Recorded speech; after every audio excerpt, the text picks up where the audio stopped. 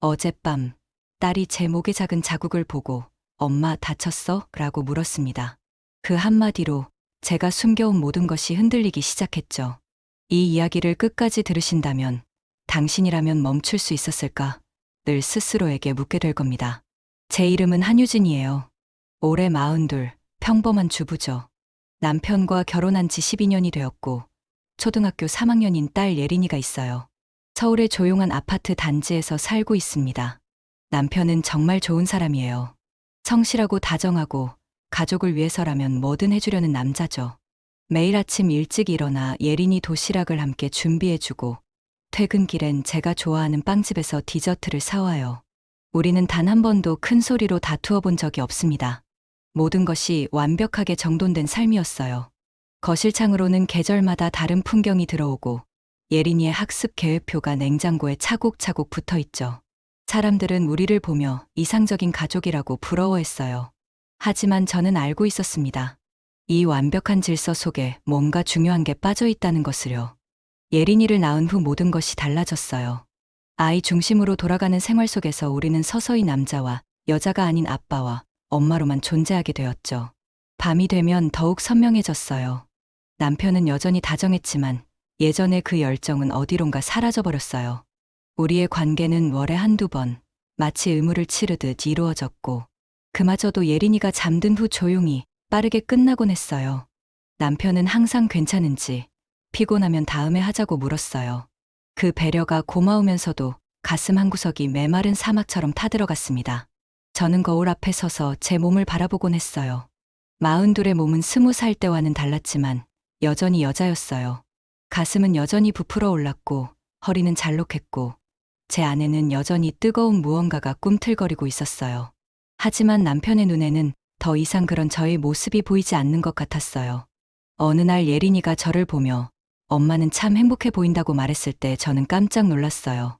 아이 앞에서는 항상 웃는 얼굴을 보여주려 노력했는데 정작 제가 언제 진심으로 행복했는지 기억이 나지 않았거든요.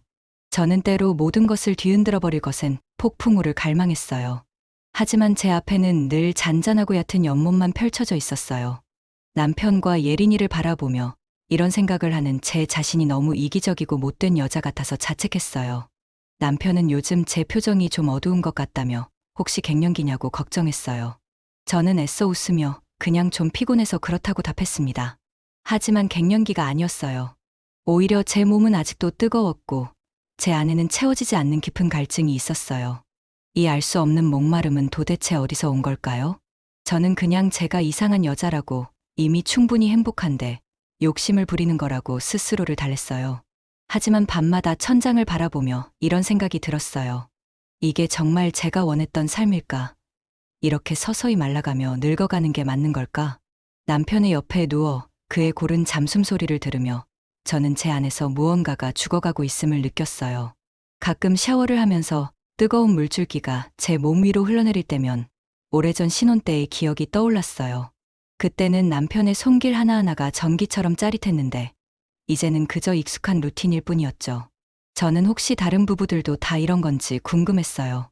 결혼이라는 게 원래 이렇게 서서히 식어가는 건지 아니면 저희만 특별히 불행한 건지 말이에요. 하지만 누구에게도 물어볼 수 없었어요. 이런 이야기를 할 만큼 가까운 사람도 없었고요. 그러던 어느 목요일 오후 제 삶의 고요한 수면에 균열이 생기기 시작했어요. 예린이를 학교에 보내고 혼자 집에 앉아 있을 때 오랜 친구 미나에게서 전화가 걸려왔습니다. 미나가 시간이 있냐며 만나서 얘기하고 싶다고 했어요. 미나의 목소리에는 평소와 다른 무거운 기운이 느껴졌어요. 그때만 해도 저는 몰랐습니다. 그 전화가 제 인생을 완전히 바꿔놓을 거라는 것을요. 미나와 저는 고등학교 때부터 20년 넘게 친하게 지내온 사이예요. 같은 반에서 만나 지금까지 연락하며 지내는 몇 안 되는 친구 중 하나죠. 미나는 저와 달리 외국계 회사에서 마케팅 팀장으로 일하는 커리어우먼이에요. 그날 강남역 근처 조용한 카페에서 만났는데 미나의 첫인상은 충격적이었어요. 제 기억 속 미나는 늘 자신감 넘치고 활기찬 여자였거든요. 학창 시절에도 학생회 활동을 하며 인기가 많았고 직장에서도 승진을 거듭하며 성공 가도를 달리던 사람이었어요. 하지만 제 앞에 앉은 미나는 과거의 모습을 찾아볼 수 없을 만큼 야위어 있었어요. 비싼 정장 재킷이 깡마른 어깨 위에서 헐렁하게 걸려 있었고, 화장을 정성스럽게 했지만 그 아래로 짙은 다크서클과 깊은 피로감이 역력했어요. 우리는 처음엔 가벼운 안부를 주고받았어요. 미나는 3개월 전에 재혼을 했거든요. 첫 번째 결혼은 5년 전에 이혼으로 끝났는데, 새 남편 상우 씨는 IT 회사를 운영하는 성공한 사업가예요. 결혼식에도 갔었고, 그때만 해도 정말 행복해 보였는데요. 하지만 뭔가 이상했어요. 행복한 신혼부부라기엔 미나의 표정이 너무 어둡고 지쳐 있었거든요. 커피잔을 든 그녀의 손이 미세하게 떨리는 것까지 보였어요. 한참 동안 어색한 침묵이 흘렀어요. 그 침묵이 너무 무거워서 저는 뭐라고 말해야 할지 몰라 냅킨만 접었다 폈다 반복했어요. 먼저 그 침묵을 깬 것은 미나였어요. 유진아, 나 정말 힘들어. 죽고 싶을 만큼. 미나의 목소리가 금방이라도 부서질 것처럼 가늘게 떨렸어요. 저는 너무 놀라 아무 말도 할 수 없었어요. 방금 전까지 재혼 얘기를 하던 사람의 입에서 나온 말이라고는 믿기지 않았거든요. 무슨 일인지 조심스럽게 물었더니 미나는 고개를 저으며 한숨을 내쉬었어요. 남편은 정말 좋은 사람이라고 했어요. 다정하고 세심하고 세상에서 자기밖에 모르는 사람이라고요. 문제는 자신에게 있다고, 자신의 몸에 있다고 말했어요. 미나는 한참을 망설이더니 마침내 누구에게도 털어놓지 못했던 자신의 가장 깊고 수치스러운 비밀을 고백하기 시작했어요. 그건 바로 부부관계에 대한 원초적이고도 지독한 고통이었어요. 상우 씨의 모든 게 너무 크다고 했어요. 자신과는 처음부터 맞지가 않았다고요. 충격적인 고백이었어요. 저는 순간 제가 무슨 말을 듣고 있는 건지 이해할 수 없었어요. 미나는 신혼 첫날 밤부터 지금까지 3개월 내내 남편과의 잠자리가 사랑의 행위가 아닌 끔찍한 고문의 시간이었다고 말했어요. 상우 씨는 아내의 고통을 알고 있고 어떻게든 배려하려 노력하지만 극복할 수 없는 선천적인 신체 차이라는 거대한 벽 앞에서 번번이 좌절한다고 했어요. 매번 온몸이 찢어지는 것 같다고 했어요. 날카로운 칼로 베이는 느낌이라고요. 상우 씨가 다가올 때마다 온몸의 근육이 얼음처럼 굳어버린다고 했어요. 이제는 사랑한다는 말만 들어도 심장이 철렁 내려앉는다고. 그 사람의 다정한 손길이 자신에게는 공포 그 자체라고 말했어요. 미나의 눈에서 결국 참았던 눈물이 뚝뚝 떨어졌어요. 저는 급히 휴지를 건네며 그녀의 등을 쓰다듬어 주었어요. 어떻게 그런 걸 혼자 참고 살았냐고, 정말 힘들겠다고 위로했어요. 하지만 솔직히 고백하건대 제 마음속에서는 그 순수한 동정심과 함께 아주 기묘하고 어두운 감정이 검은 안개처럼 피어오르기 시작했어요. 그것은 바로 호기심이었어요. 지독하고 불순하며 죄의식마저 느끼게 하는 호기심이었어요. 제 남편은 모든 면에서 평범한 남자였어요.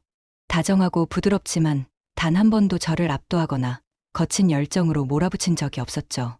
우리의 관계는 늘 안전하고 예측 가능했어요.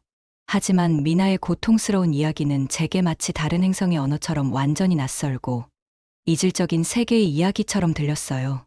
얼마나 대단하기에 저렇게 예쁘고 똑똑한 여자가 고문처럼 느낄 정도일까? 친구의 눈물을 닦아주면서 제 머릿속에서는 부끄럽게도 불순한 상상력이 날개를 펼치고 있었어요. 미나에게는 지옥이었을 그 경험이 제게는 닿을 수 없는 미지의 세계, 금지된 쾌락의 정점처럼 느껴졌어요. 저는 제 안에서 꿈틀거리는 이기적이고 추악한 욕망에 스스로 소름이 끼쳤어요. 어떻게 친구의 고통을 들으며 이런 상상을 할 수 있단 말인가? 저는 애써 그 생각들을 억누르며 착한 친구의 가면을 쓰고 미나를 위로했어요. 병원에는 가봤냐고, 요즘은 의학이 발달해서 상담이라도 받아보라고 조언했어요. 미나는 안 해본 게 없다고 했어요. 산부인과, 심리 상담, 할 수 있는 건 다 해봤다고요. 근데 이건 의학의 문제가 아니래요. 그냥 기계 부품이 서로 맞지 않는 것처럼 두 사람의 몸이 맞지 않는 거라고, 평생 안고 가야 할 숙제 같은 거라고 의사가 말했대요. 더는 못하겠다고 했어요. 상우 씨를 사랑하는데 자꾸 그 사람을 밀어내게 된다고요. 그 사람의 눈빛을 볼 수가 없다고 했어요. 그날 카페를 나서면서 저는 묘한 기분이었어요. 친구의 불행에 진심으로 가슴이 아팠지만 동시에 제 안에서는 뭔가 어둡고 위험한 호기심이 자라나고 있었어요. 상우 씨는 대체 어떤 남자일까? 미나를 그토록 고통스럽게 하는 그의 모든 것은 과연 어떨까?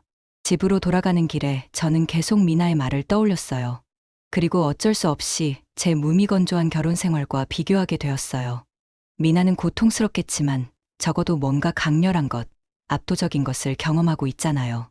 저는 그런 강렬함을 한 번이라도 느껴본 적이 있나 싶었어요.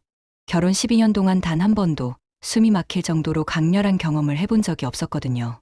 그날 밤 남편 옆에 누워서도 계속 미나의 이야기가 머릿속에서 맴돌았어요. 상우 씨에 대한 구체적인 상상들이 제 머릿속을 가득 채웠어요. 저는 제 자신이 너무 이상하고 나쁜 여자 같아서 자책했지만 그 상상을 멈출 수가 없었어요. 그날 이후 저는 미나와 더 자주 연락하며 지냈어요. 미나는 저를 마치 물에 빠진 사람이 지푸라기라도 잡는 심정으로 의지했어요.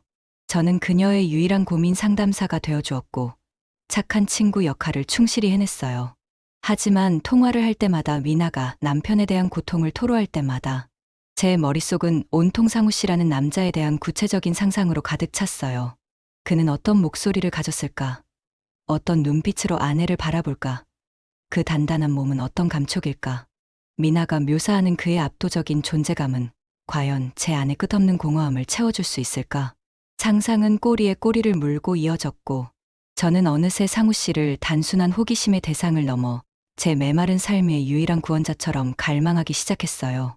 기회는 생각보다 빨리 그리고 너무나도 극적으로 찾아왔어요. 어느 화요일 오후 미나에게서 다급한 목소리로 전화가 걸려왔어요. 회사에서 갑작스럽게 싱가포르로 일주일간 출장을 가야 한다는 거예요. 유진아, 정말 미안한데 부탁 하나만 들어줄 수 있을까? 미나가 말했어요. 반려견 코코가 있는데 아침에 정신이 없어서 급하게 나오느라 밥을 못 줬다고요. 며칠 집을 비울 텐데 잠깐 들러서 밥 좀 주고 산책도 시켜줄 수 있겠냐고 했어요. 상우 씨는 오늘 중요한 미팅 때문에 밤 늦게나 들어올 거라고, 집에 아무도 없을 거라고 했어요. 전화를 끊고 나서 제 심장은 귀 옆에서 북을 치는 것처럼 미친 듯이 뛰기 시작했어요. 이것은 단순한 부탁이 아니었어요. 마치 운명이 제게 던지는 위험하고도 달콤한 유혹의 손길 같았어요. 가면 안 돼. 이건 미친 짓이야. 머릿속 이성이 마지막 경고를 보냈지만 제 몸은 이미 옷장 앞으로 가 있었어요. 평소에 잘 입지 않던 몸의 곡선이 은근히 드러나는 짙은 베이지색 니트 원피스를 꺼내 입었어요. 화장대 앞에 앉아 평소보다 조금 더 진하게 아이라인을, 그리고 입술에는 자연스러운 코랄색 립스틱을 정성껏 발랐어요. 왜 그랬을까요? 텅 빈 집에 반려견 밥을 주러 가는 사람의 모습은 아니었어요. 저는 어쩌면 아주 간절하게 무언가를 기대하고 있었는지도 모르겠어요. 미나가 알려준 아파트는 강남의 중심가에 위치한 고급 주상복합이었어요. 웅장한 로비에서부터 느껴지는 위압감에 잠시 숨을 골랐어요. 엘리베이터를 타고 27층으로 올라가는 동안 거울에 비친 제 얼굴은 긴장과 기대로 붉게 상기되어 있었어요. 도어락 앞에 서서 미나가 알려준 비밀번호를 누르는 손가락이 가늘게 떨렸어요. 삐삐삐. 경쾌한 전자음과 함께 묵직한 현관문이 열렸어요. 텅 빈 집일 거라는 예상과 달리 현관문을 열자 은은한 샌다루드, 계열의 남성 향수 냄새와 함께 한 남자의 인기척이 느껴졌어요. 그리고 거실 통창을 등지고 소파에 앉아 노트북을 들여다보고 있던 한 남자와 눈이 마주쳤어요. 미나의 남편, 상우 씨였어요. 누구시죠? 낮고 중후한 목소리였어요. 그는 갑작스러운 방문객에게 놀란 표정으로 저를 바라보았어요. 결혼식에서도 본 적이 있지만 그때는 멀리서 잠깐이었고 이렇게 가까이서 마주 본 건 처음이었어요. 실물은 그때보다 훨씬 더 압도적인 존재감을 뿜어내고 있었어요. 떡 벌어진 어깨, 짙은 회색 셔츠 너머로도 느껴지는 단단한 가슴, 그리고 무엇보다 저를 꿰뚫어보는 듯한 깊고 날카로운 눈빛이었어요. 저는 미나 씨 친구 한유진이라고 자기소개를 했어요. 미나 부탁으로 코코밥 주러 왔는데 일이 일찍 끝나셨나 보다고 말했어요. 제 목소리는 어색하게 갈라져 나왔어요. 그는 잠시 저를 뜯어보더니 이내 경계심을 풀고 부드럽게 미소 지었어요. 그 미소 하나에 주변 공기가 달라지는 것 같았어요. 아, 유진 씨. 아내에게 얘기 많이 들었다고 하면서 들어오라고 했어요. 마침 미팅이 생각보다 빨리 끝나서 잠시 쉬고 있었다고 했어요. 차라도 한잔 하시라고, 커피 괜찮으냐고 물었어요. 그의 안내에 따라 거실로 들어서는 순간 저는 그의 강렬한 남성적인 향기에 숨이 막히는 것 같았어요. 집안 곳곳에는 미나의 섬세하고 여성스러운 취향과 그의 묵직하고 남성적인 분위기가 묘하게 뒤섞여 있었어요. 그는 익숙한 동작으로 커피 머신을 작동시키며 자연스럽게 말을 걸었어요. 아내가 유진 씨를 만나고 나서 표정이 많이 밝아졌다고, 오랜 친구를 만나서 그런가 보다고, 정말 고맙게 생각한다고 했어요. 우리는 소파에 마주 앉아 커피를 마셨어요. 그는 미나에 대해 물었고, 저는 고등학교 시절 추억들을 이야기했어요. 하지만 대화가 오가는 동안 저의 모든 신경은 눈앞의 남자에게로만 향해 있었어요. 그가 소매를 거들 때 언뜻 드러나는 단단한 팔뚝의 힘줄, 커피잔을 들 때, 보이는 크고 굵은 손가락, 대화를 할 때마다 미세하게 움직이는 후덕한 입술까지, 미나가 고통스럽게 묘사했던 그의 모든 것이 제 눈앞에 생생하게 펼쳐지고 있었어요. 저는 마치 동정심 많고 걱정스러운 친구인 척 아주 조심스럽게 그의 가장 아픈 부분, 그와 미나 사이의 균열을 건드렸어요. 미나가 요즘 많이 힘들어하는 것 같다고, 겉으로는 괜찮은 척하는데 속으로 고민하고 있는 게 보인다고 했어요. 혹시 제가 오해하는 거라면 죄송하지만 두 분 사이에 무슨 문제라도 있는 건 아닌지 조심스럽게 물었어요. 그 말에 상우 씨의 얼굴에 깊고 쓸쓸한 그림자가 스쳐 지나갔어요. 그는 들고 있던 커피잔을 테이블에 내려놓고 깊은 한숨을 내쉬었어요. 한강이 내려다 보이는 창밖으로 석양이 지고 있었어요. 제가 부족한 남편이라고 했어요. 아무리 노력해도 아내를 행복하게 해줄 수가 없다고요. 사랑하는데 사랑할수록 아내를 아프게만 한다고 했어요. 그의 목소리에는 깊은 외로움과 무력감, 그리고 자책감이 뒤섞여 있었어요. 그 순간 저는 깨달았어요. 이 관계에서 고통받는 것은 미나뿐만이 아니었어요. 사랑하는 아내에게 만족은커녕 고통만을 안겨주는 이 남자 역시 누구에게도 말 못할 지독한 외로움 속에서 홀로 괴로워하고 있었던 거예요. 동정심이었을까요? 아니면 치밀하게 계산된 유혹이었을까요? 저도 모르게 테이블 위에 놓인 그의 주먹, 쥔 손등 위로 제 손을 가만히 포개었어요. 너무 자책하지 마시라고, 상우 씨는 좋은 남편이라고, 미나도 머리로는 알고 있을 거라고, 그냥 마음이 몸을 따라주지 않아서, 그래서 더 아픈 거라고 위로했어요. 그의 손은 제 상상보다 훨씬 더 뜨겁고 단단했어요. 제 갑작스러운 손길에 그의 어깨가 움찔하는 것이 느껴졌어요. 그는 놀란 눈으로 제 손과 제 얼굴을 번갈아 보았어요. 거실에는 커피 머신이 뿜어내는 미미한 소음과 은은한 재즈 음악만이 흐르고 있었어요. 우리는 아무 말 없이 서로의 눈을 바라보았어요. 그의 눈빛이 심하게 흔들리고 있었어요. 외로움, 당황, 욕망, 그리고 망설임. 그 모든 복잡한 감정이 뒤섞인 채 저를 향하고 있었어요. 그는 제 손을 뿌리치지 않았어요. 오히려 그의 굳게 쥔 주먹이 천천히 풀리며 제 손을 마주 감싸주었어요. 유진 씨. 그가 잠긴 목소리로 제 이름을 낮게 불렀을 때 저는 이미 모든 것을 예감했어요. 그는 천천히 제게로 몸을 기울였고 저는 피하지 않았어요. 오히려 눈을 감고 그의 접근을 기다렸어요. 마침내 그의 입술이 제 입술에 닿는 순간 온몸에 짜릿한 전율이 번개처럼 흘렀어요. 제 남편에게서는 단 한 번도 느껴보지 못했던 거칠고 뜨겁고 모든 것을 요구하는 듯한 입맞춤이었어요. 그것은 마치 오랫동안 굳게 닫혀있던 제 욕망의 수문을 한 번에 무너뜨리는 격렬한 홍수와도 같았어요. 그날 우리는 넘지 말아야 할 선을 넘었습니다. 아니 어쩌면 처음부터 우리 사이에 선 같은 것은 없었는지도 모르겠어요. 저는 친구의 거실에서 친구의 남편에게 안겼어요. 미나가 그토록 고통스러워했던 그의 모든 것이, 그의 압도적인 존재감이 제 안의 모든 공허한 공간을 남김없이 채워주었어요. 친구에게는 저주였던 그것이 제게는 지독한 축복이었어요. 저는 그 끔찍한 모순 속에서 지독한 죄책감과 동시에 생전 처음 느껴보는 완전한 충족감을 경험했어요. 그의 손이 제 몸 위를 더듬을 때마다 제 피부는 불꽃처럼 타올랐어요. 12년간의 결혼 생활에서 단 한 번도 느껴보지 못했던 전율이었어요. 제 몸이 이렇게 뜨겁게 반응할 수 있다는 것 자체가 신기했어요. 상우 씨는 제가 상상했던 것보다 훨씬 더 섬세했어요. 거친 열정 속에서도 저를 다치게 하지 않으려는 배려가 느껴졌어요. 하지만 그 배려조차 강렬했어요. 마치 오랫동안 억눌러왔던 갈망을 마침내 해방시킨 사람처럼 저를 간절하게 원했어요. 저 역시 그 간절함에 온몸으로 응답했어요. 평소에 조신하고 얌전한 아내의 모습은 온데간데 없었어요. 제 안에 숨어있던 야성이 깨어나는 것 같았어요. 제가 이렇게 대담하고 뜨거운 여자였다는 걸 저 스스로도 몰랐어요. 그의 넓은 가슴에 얼굴을 묻고 숨을 쉴 때 느껴지는 남성적인 채취, 제 허리를 감싸는 그의 큰 손의 온기, 귓가에 속삭이는 그의 거친 숨소리까지. 모든 것이 생생하고 압도적이었어요. 시간이 얼마나 흘렀는지 모르겠어요. 우리는 서로를 탐하듯 안아주며 오랫동안 서로의 온기를 느꼈어요. 그 순간만큼은 죄책감도 불안감도 없었어요. 오직 지금 이 순간의 뜨거운 충동과 만족감만이 있었어요. 하지만 현실은 잔인하게 돌아왔어요. 시계를 보니 벌써 저녁 7시가 다 되어가고 있었어요. 예린이가 학원에서 돌아올 시간이었어요. 저는 황급히 옷을 정리하고 화장을 고치며 집으로 돌아갈 채비를 했어요.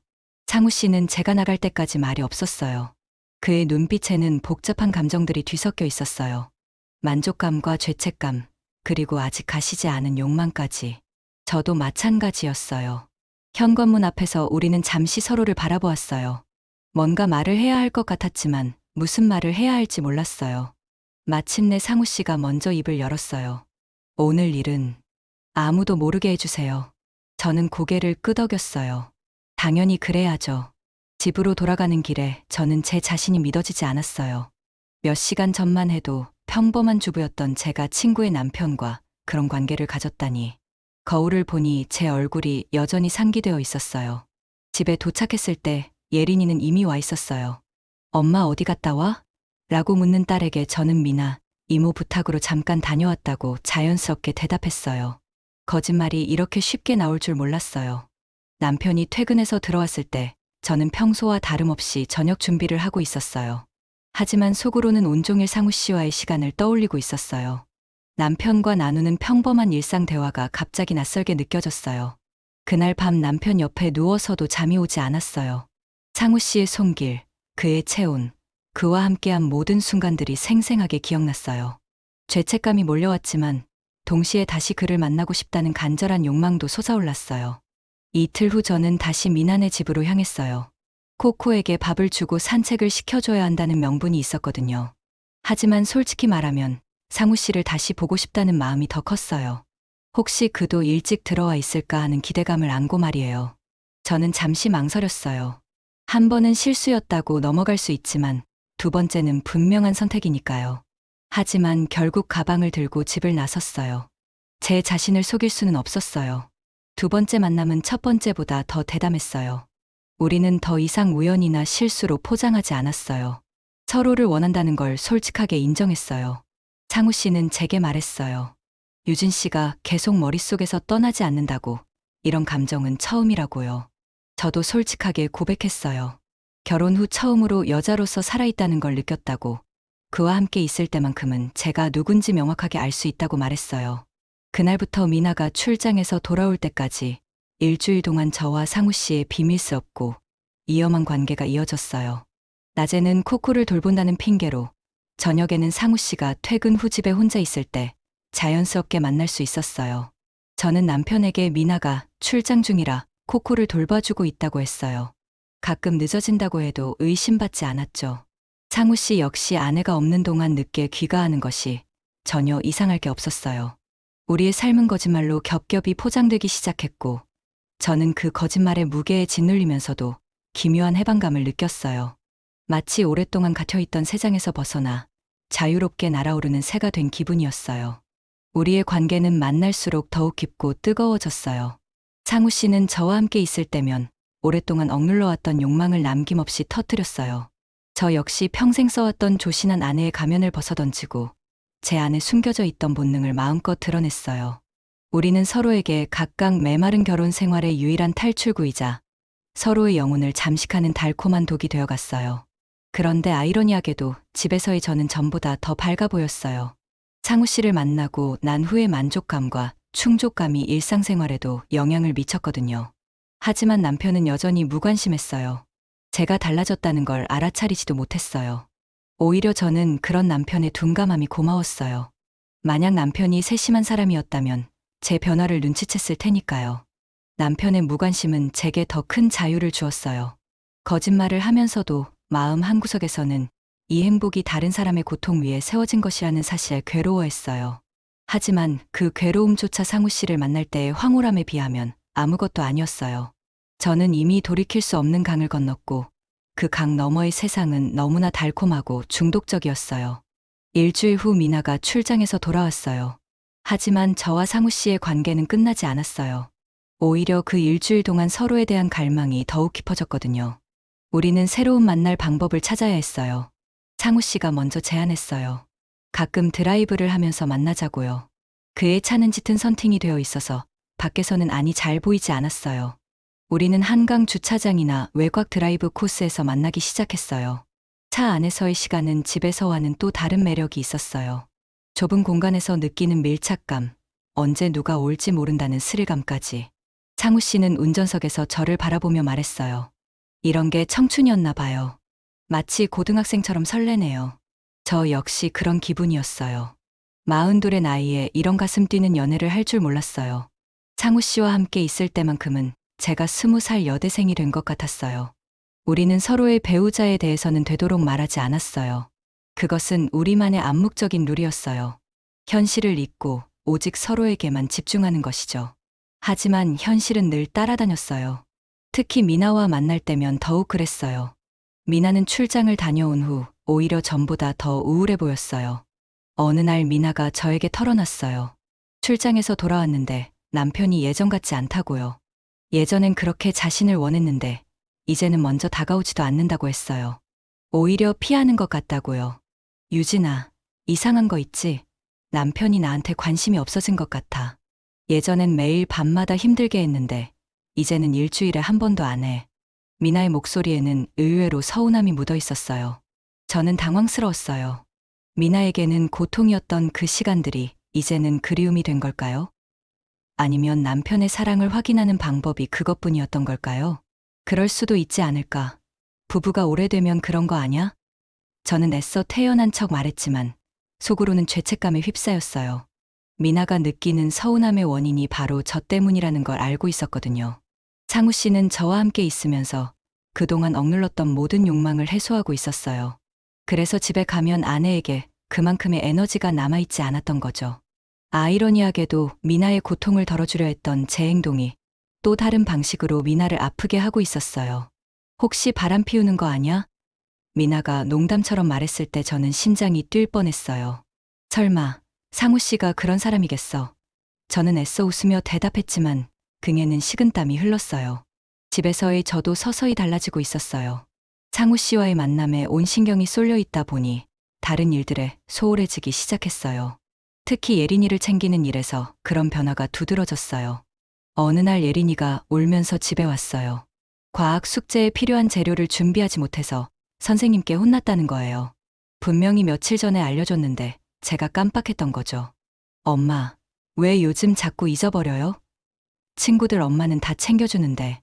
예린이의 원망스러운 목소리에 제 가슴이 찢어질 것 같았어요. 미안해. 엄마가 요즘 좀 바빴어. 다음엔 꼭 기억할게. 하지만 그런 일이 한두 번이 아니었어요. 학부모 회의를 깜빡한 적도 있었고, 예린이가 좋아하는 간식을 사오는 것도 자주 잊었어요. 평소 같으면 절대 그럴 일이 없었는데 말이에요. 남편은 여전히 무관심했어요. 제가 달라졌다는 걸 전혀 눈치채지 못했어요. 오히려 저는 그런 남편의 둔감함이 고마웠어요. 만약 남편이 세심한 사람이었다면 벌써 들켰을 테니까요. 하지만 예린이는 달랐어요. 아이들은 어른들보다 훨씬 예민해요. 엄마가 자주 외출하는 것도, 전화를 받을 때 목소리가 달라지는 것도, 멍하니 휴대폰을 보며 미소 짓는 것도 다 눈치채고 있었어요. 엄마, 요즘 왜 자꾸 나가요? 예전엔 집에서 같이 영화도 보고 그랬는데 예린이의 서운한 표정을 볼 때마다 죄책감이 밀려왔어요. 하지만 상우 씨를 포기할 수는 없었어요. 어느 주말 오후 상우 씨와 올림픽공원 근처에서 만났어요. 차 안에서 서로를 안고 있는데 갑자기 상우 씨가 말했어요. 유진 씨, 우리 이러다가 들키는 거 아닐까요? 가끔 무서워져요. 저도 같은 생각을 하고 있었어요. 하지만 이 관계를 끝낼 용기는 없었어요. 이미 저에게 상우 씨는 삶의 활력소가 되어버렸거든요. 이 사람 없이는 다시 예전의 무미건조한 일상으로 돌아가야 한다는 게 두려웠어요. 걱정하지 마요. 우리 조심하고 있잖아요. 저는 상우 씨를 안으며 말했지만 속으로는 저도 불안했어요. 이런 관계가 과연 언제까지 지속될 수 있을까요? 미나는 점점 예민해져 갔어요. 남편의 작은 변화도 놓치지 않았어요. 새로운 향수를 쓴다거나 평소보다 샤워를 오래 한다거나 휴대폰을 더 자주 본다거나 하는 것들 말이에요. 물론 그 모든 변화의 원인은 저였어요. 상우 씨는 저를 만나기 전에 향수를 뿌렸고, 만나고 난 후에는 제 채취를 지우려고 샤워를 오래 했어요. 휴대폰도 저와의 연락을 위해 더 자주 보게 되었고요. 미나의 의심이 깊어질수록 저희 불안감도 커져갔어요. 하지만 동시에 이상한 쾌감도 느꼈어요. 마치 아슬아슬한 줄타기를 하는 듯한 스릴감이었어요. 어느 날 미나가 제게 말했어요. 유진아, 나 탐정이라도 고용해볼까? 정말 궁금해 죽겠어. 우리 남편이 도대체 뭘 하고 다니는 건지. 그 말을 들었을 때 저는 온몸에 소름이 돋았어요. 하지만 겉으로는 태연한 척 했어요. 그런 생각은 하지 마. 상우 씨는 그런 사람이 아니야. 너무 의심하면 부부 관계만 나빠져. 저는 친구를 속이면서도 친구를 달래고 있었어요. 이 이중적인 상황이 때로는 너무 버거웠지만 그럼에도 불구하고 상우 씨를 포기할 수는 없었어요. 그 무렵 예린이가 제게 말했어요. 엄마, 우리 가족 여행 언제 가요? 작년엔 여름에 갔었는데. 예린이의 말에 저는 깨달았어요. 올해는 가족보다 상우 씨와의 시간을 우선시하고 있었다는 것을요. 저는 점점 아내로서, 엄마로서의 역할보다는 한 남자를 사랑하는 여자로서의 정체성에 더 빠져들고 있었어요. 그것이 옳지 않다는 걸 알면서도 멈출 수가 없었어요. 상우 씨 역시 비슷한 고민을 하고 있었어요. 어느 날 그가 말했어요. 유진 씨, 우리가 지금 하고 있는 일이 맞는 걸까요? 가끔 죄책감에 잠을 못 자요. 하지만 그런 대화를 나누면서도 우리는 서로를 놓아줄 수 없었어요. 이미 서로에게 너무 깊이 빠져버린 상태였거든요. 우리는 죄책감과 욕망 사이에서 매일 갈등했지만 결국 선택하는 건 항상 서로였어요. 그렇게 우리의 비밀스러운 관계는 계속되었고 그 거짓 위에 쌓인 성은 하루하루 더 높아져만 갔어요. 언젠가는 무너질 거라는 걸 알면서도 우리는 그 성 안에서 달콤한 꿈을 꾸는 걸 멈출 수 없었어요. 그런 날들이 계속되던 어느 날, 저에게 치명적인 실수가 일어났어요. 상우 씨와 만나고 난 후 집으로 돌아와 평소처럼 저녁 준비를 하고 있었는데 거울을 보니 목의 옆쪽에 작은 붉은 자국이 남아있는 거예요. 순간 온몸에 소름이 돋았어요. 상우 씨가 열정적으로 제 목을 어루만졌던 흔적이었어요. 급히 파운데이션으로 가렸지만 완전히 지워지지 않았어요. 목이 긴 티셔츠로 갈아입으려고 했지만 이미 남편과 예린이가 들어와서 식탁에 앉아 있었어요. 괜찮을 거야. 잘 안 보일 거야. 저는 마음을 진정시키며 식탁에 앉았어요. 평상시처럼 자연스럽게 행동하려고 노력했어요. 남편은 여전히 무관심하게 휴대폰을 보며 밥을 먹고 있었어요. 하지만 예린이는 달랐어요. 아이는 늘 저를 세심하게 관찰하거든요. 제가 반찬을 올려주려고 고개를 숙였을 때였어요. 예린이의 시선이 제 목 옆쪽에 머물더니 갑자기 놀란 표정을 지었어요. 엄마, 다쳤어요? 예린이가 제 목을 가리키며 걱정스럽게 물었어요. 순간 시간이 멈춘 것 같았어요. 남편도 고개를 들어 저를 쳐다봤어요. 심장이 터질 것 같이 뛰었어요. 아, 이거? 저는 애써 태연한 척하며 목을 만졌어요. 벌레 물린 것 같아. 요즘 모기가 많네. 목소리가 조금 떨렸지만 다행히 둘 다 의심하지 않는 것 같았어요. 남편은 다시 휴대폰을 보기 시작했고 예린이도 밥을 먹기 시작했어요. 하지만 저는 식은땀이 등을 타고 흘러내렸어요. 만약 예린이가 조금 더 자세히 봤다면, 만약 남편이 관심을 가지고 들여다봤다면 생각만 해도 끔찍했어요. 그날 밤 잠자리에 들면서 저는 깨달았어요. 제가 얼마나 위험한 줄타기를 하고 있는지 말이에요. 단순히 저만의 문제가 아니라 제 딸까지 이 상황에 노출시키고 있었던 거예요. 예린이는 아직 10살짜리 아이예요. 순수하고 엄마를 전적으로 믿고 있는 아이죠. 그런 아이 앞에서 제가 무슨 짓을 하고 있는 건지 자괴감이 밀려왔어요. 다음 날 아침 거울을 보니 목의 자국은 거의 사라져 있었어요. 하지만 제 마음속의 충격은 더 커져만 갔어요. 이대로는 안 되겠다는 생각이 들었어요. 언젠가는 정말 큰일이 날 것 같았어요. 저는 상우 씨에게 연락을 했어요. 만나서 이야기해야 할 게 있다고요. 그는 평소와 다른 제 진지한 톤을 눈치채고 걱정스럽게 물었지만 전화로는 말할 수 없다고 했어요. 며칠 후 우리는 한강공원 주차장에서 만났어요. 상우 씨는 제 표정을 보더니 무슨 일이냐고 물었어요. 저는 며칠 전 있었던 일을 모두 이야기했어요. 예린이가 목에 자국을 본 일, 그때 느꼈던 공포와 충격을 말이에요. 우리 이제 그만해야 할 것 같아요. 저는 떨리는 목소리로 말했어요. 이런 식으로는 안 돼요. 제가 엄마로서 너무 무책임했어요. 예린이한테 이런 모습을 보일 수는 없어요. 상우 씨는 잠시 말이 없었어요. 그의 얼굴에도 충격이 드러났어요. 그 역시 이 관계가 얼마나 위험한지 깨닫고 있었던 거예요. 하지만 동시에 제가 이 관계를 끝내려 한다는 사실에 당황하고 있었어요. 유진 씨 말이 맞아요. 상우 씨가 한숨을 쉬며 말했어요. 우리가 너무 무모했네요. 하지만 정말 끝내야 하는 걸까요? 저는 마음의 준비가 안 되어 있어요. 저도 마찬가지였어요. 막상 이별을 입에 담고 나니 가슴이 찢어질 것 같았어요. 하지만 예린이를 생각하면 다른 선택의 여지가 없었어요. 저는 무엇보다 엄마였으니까요. 그렇게 해야죠. 우리 둘 다 가정이 있는 사람이잖아요. 처음부터 있을 수 없는 일이었어요. 제 목소리에는 결연함이 담겨 있었지만 속으로는 울고 있었어요. 상우 씨는 제 손을 잡았어요. 그의 손이 떨리고 있었어요. 유진 씨, 정말 고마웠어요. 당신을 만나서 저는 처음으로 살아있다는 걸 느꼈어요. 이 감정을 평생 잊지 못할 거예요. 저도 그랬어요. 상우 씨를 만나서 제가 여전히 여자라는 걸 알았어요. 하지만 이제 현실로 돌아가야 해요. 저는 그의 손을 놓으려 했어요. 하지만 상우 씨는 제 손을 더 꽉 잡았어요. 정말 이게 끝인가요? 다시는 이런 감정을 느낄 수 없는 건가요? 그의 절절한 목소리에 제 마음도 흔들렸어요. 차 안에는 무거운 침묵이 흘렀어요. 우리는 서로의 손을 잡고 있었지만 어떤 말도 할 수 없었어요. 이별의 순간이 이렇게 아플 줄 몰랐어요. 그때 상우 씨가 저를 끌어안았어요. 마지막이라는 생각에 저도 그를 안았어요. 서로의 체온을 느끼며 이것이 정말 마지막일 거라고 생각했어요. 하지만 그 순간 우리의 이성은 다시 한번 무너져 내렸어요. 마지막이라는 생각이 오히려 더 간절하게 서로를 원하게 만들었어요. 헤어진다는 슬픔이 더 뜨거운 열정으로 변했어요. 결국 우리는 또다시 서로에게 빠져들었어요. 이별을 다짐했던 의지는 한순간에 무너졌어요. 서로 없이는 살 수 없다는 걸 다시 한번 확인했을 뿐이었어요. 만나고 나서 우리는 새로운 약속을 했어요. 더 조심하자고, 절대 흔적을 남기지 말자고, 가족들에게 들키지 않도록 더욱 신중하게 행동하자고요. 집으로 돌아가는 길에 저는 복잡한 심정이었어요. 분명히 이 관계를 끝내려고 만났는데 결국 계속하기로 한 제 자신이 한심했어요. 하지만 동시에 상우 씨를 포기하지 않아도 된다는 안도감도 있었어요. 집에 도착해서 예린이를 보니 또다시 죄책감이 밀려왔어요. 순수한 눈으로 저를 바라보는 딸 앞에서 저는 과연 어떤 엄마인 걸까요? 그날 밤 예린이를 재우며 이야기를 나눴어요. 예린이는 엄마가 요즘 자주 외출하는 게 서운하다고 했어요. 예전처럼 같이 영화도 보고 놀이공원도 가고 싶다고요. 미안해, 예린아.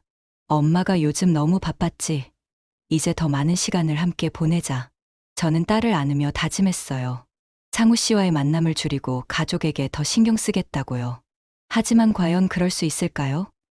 이미 저에게 상우 씨는 없어서는 안 될 존재가 되어버렸어요. 하루라도 그를 보지 않으면 견딜 수 없을 것 같았어요. 남편은 여전히 무관심했어요. 제가 어떤 고민을 하고 있는지, 어떤 갈등을 겪고 있는지 전혀 모르고 있었어요. 오히려 그런 남편의 무관심이 제가 이 이중 생활을 계속할 수 있게 하는 조건이기도 했어요. 저는 침대에 누워 천장을 바라보며 생각했어요. 이 위태로운 관계가 언제까지 계속될 수 있을까? 언젠가는 정말 들킬 날이 올까? 그때가 되면 저는 모든 것을 잃게 될까? 하지만 그 모든 두려움에도 불구하고 한 가지는 분명했어요. 저는 아직 상우 씨를 포기할 수 없다는 것이었어요. 이 감정이 옳지 않다는 걸 알면서도, 가족에게 미안한 마음을 가지면서도 저는 여전히 그를 원하고 있었어요. 결국 저는 이 모든 모순과 갈등을 아는 채로 하루하루를 살아가야 했어요. 낮에는 평범한 주부로, 밤에는 죄책감에 시달리는 불륜녀로, 그리고 가끔은 한 남자를 간절히 사랑하는 여자로 말이에요. 이 복잡하고 위험한 삼각관계가 어떤 결말을 맞게 될지 저는 아직 알 수 없었어요. 다만 한 가지는 확실했어요. 저는 아직 이 달콤하고 위험한 게임을 끝낼 준비가 되어 있지 않다는 것이었어요.